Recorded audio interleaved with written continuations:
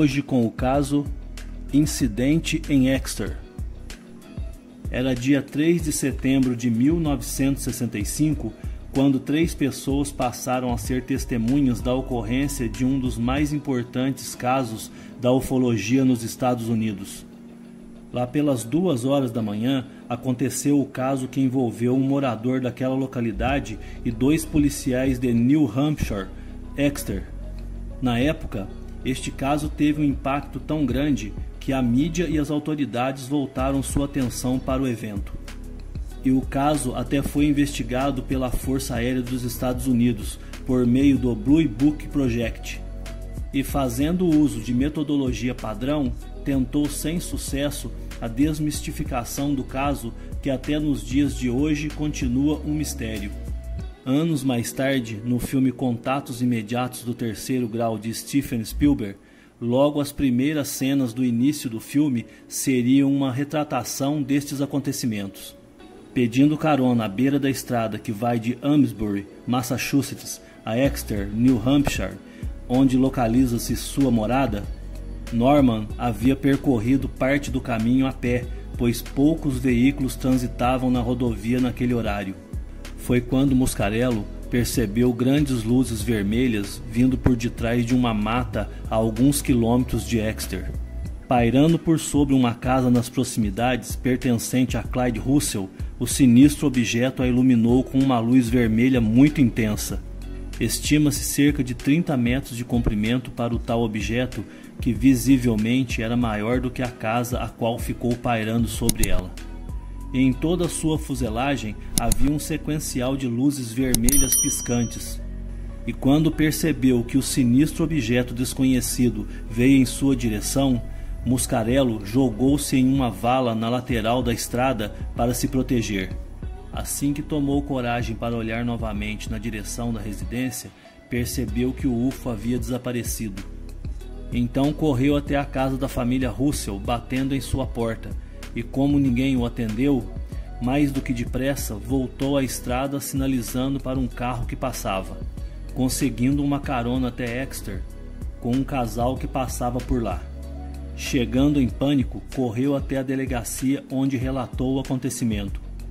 Reginald Toland, o oficial de plantão naquela noite, mesmo de início não acreditando, resolveu mandar uma viatura até o local, pois percebeu que o rapaz estava visivelmente muito assustado.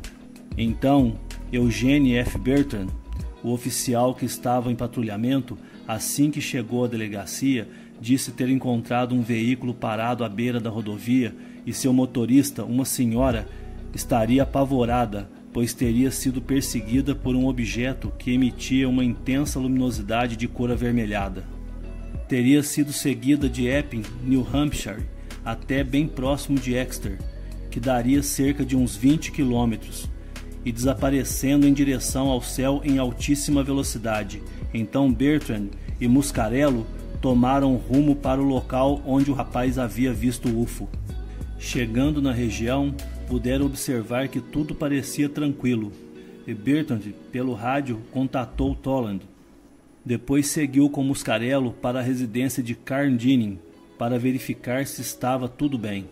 O policial acreditava que o rapaz havia visto um helicóptero, e então queria provar para Muscarello que tudo não passava de uma grande confusão e que nada de anormal havia ocorrido.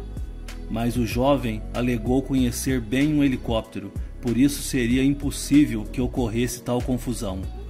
E foi em meio a esta discussão que se deu início a um estranho evento, onde os cavalos relinchavam e desferiam coices em um curral próximo de onde eles estavam, e ao mesmo tempo, cachorros começaram a uivar. E para o espanto do oficial de polícia, o UFO havia retornado. Muscarello e Bertrand ficaram a vislumbrar aquele objeto emergir saindo de trás de algumas árvores, aproximando-se lentamente das 2 testemunhas, um objeto aparentemente discoide de intenso brilho. Assustado, o policial chegou a sacar sua arma apontando-a para o UFO, mas desistiu de atirar logo em seguida. Segurando Muscarello pelo braço, puxou o rapaz até a viatura de patrulhamento e, pelo rádio do veículo, entrou em contato com a central da polícia. Espantado, narrou o que estava acontecendo, confirmando então a história que Muscarello havia relatado na delegacia. Silenciosamente, a uma distância aproximada de uns 100 metros, o objeto mantém-se pairando a uns 50 metros de altitude, com suas luzes avermelhadas piscando. Seu brilho é tão intenso que impossibilita que se possa ver qual a sua forma exata. Seria o mesmo que tentar fazer a descrição de um automóvel à noite vindo em sua direção, ofuscando a sua visão com os faróis altos acesos, declarou o policial mais tarde. Ao ouvir pelo rádio o inacreditável relato feito por Bertrand, demonstrando grande espanto, David Hunt resolveu ir até o local da ocorrência para averiguação e prestar um eventual apoio ao outro patrulheiro. Chegando ao local, Hunt acabara de se tornar mais uma testemunha física do evento, pois o UFO ainda se encontrava por lá. Assim que cheguei ao local, logo me deparei com aquelas luzes avermelhadas pulsantes e pude ouvir os cachorros latindo e uivando, assim como os cavalos em uma estrebaria próxima, agitados que pareciam estar apavorados. Então, bem lentamente, ele começou a se deslocar pouco acima das copas das árvores. Ele balançava enquanto fazia isso. Era impressionante, de dar arrepios. O que ele fez, nenhum avião é capaz de fazer. O policial Eugene Bertrand tentava organizar seus pensamentos, mesmo com toda a estranheza do acontecimento. Tudo que você acredita lhe diz que aquilo não pode ser verdade, mas aquilo continua lá. Perguntei várias vezes a Dave o que é aquilo, o que poderia ser, e ele me respondia não saber. Eu nunca havia visto nada assim antes, e sei que não poderia ser um avião, pois eles não mudaram muito desde a minha baixa.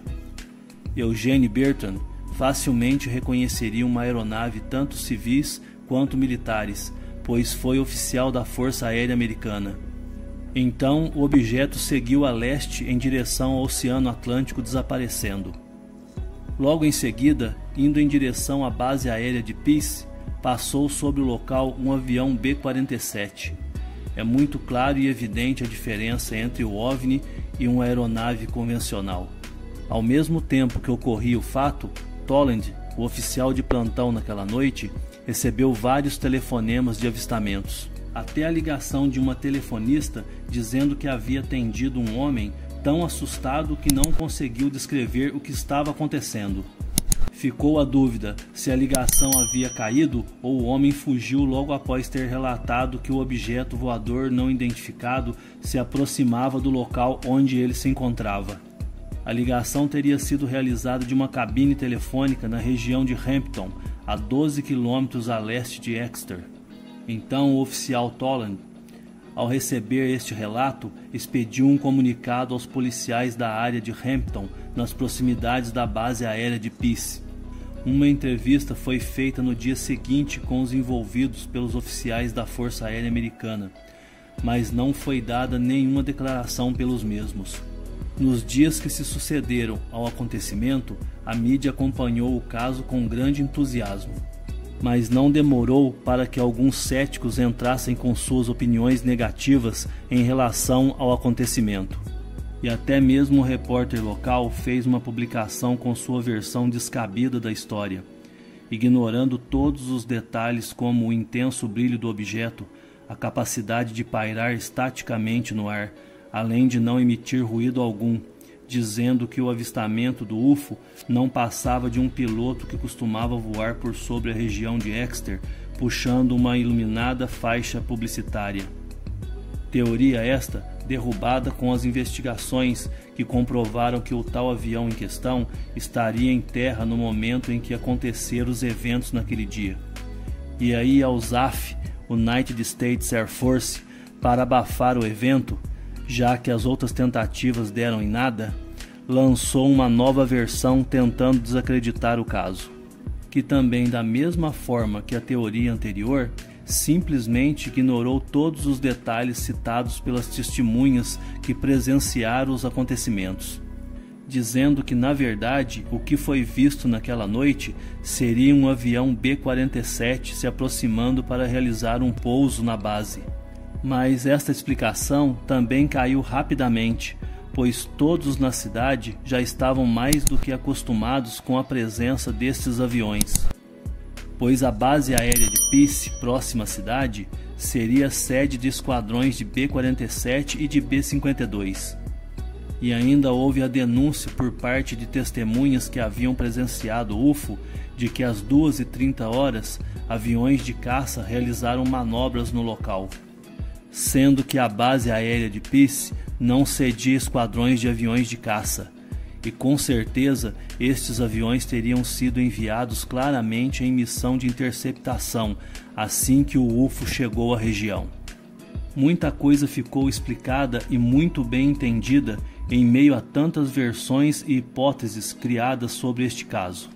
Mas a grande verdade é que o chamado incidente de Exeter continua sendo até os dias de hoje um dos mais significativos casos da ufologia dos Estados Unidos e um grande demonstrativo de como o governo norte-americano atua com sua política de acobertamento nos fatos ufológicos.